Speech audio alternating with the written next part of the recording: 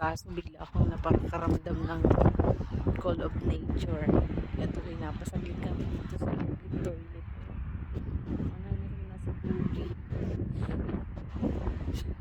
Okay. Punta kami ngayon sa Ukay-Ukay. Maraming namimili doon. Ayan. Tapos na kaming mag-CR. Papunta naman kami ngayon sa Ukay. Sa UK.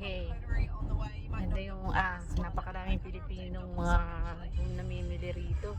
Hindi nga lang mga Pilipino eh. Kahit na ibang lahi nandito rin.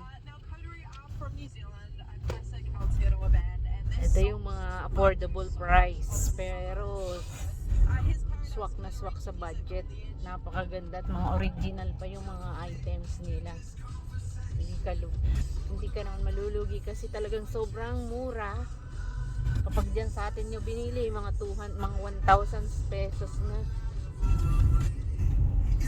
dito murang mura.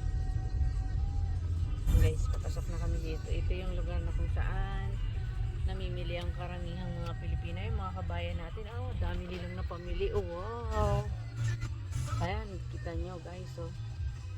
Mga kabayan natin. Ay, si Sayo.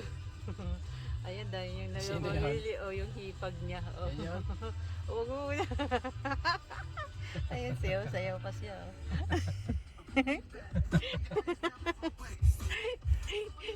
Sayaw pa siya eh. Ayan, mga kabayan natin yan guys.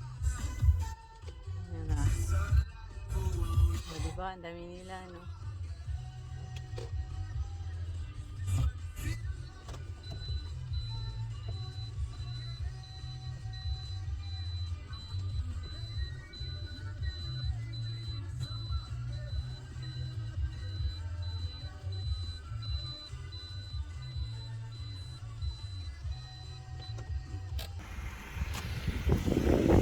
Ayan, si Boss Budi. Pwede ba dito mag-video?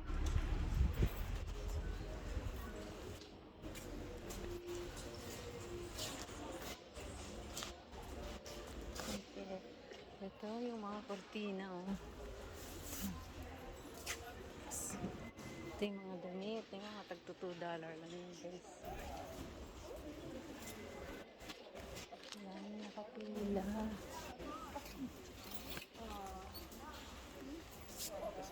Ayan, sige. Ayan, ang dami yung nakapila. Ito lahat ng klase ng pantalon. Tagto $2 lang to.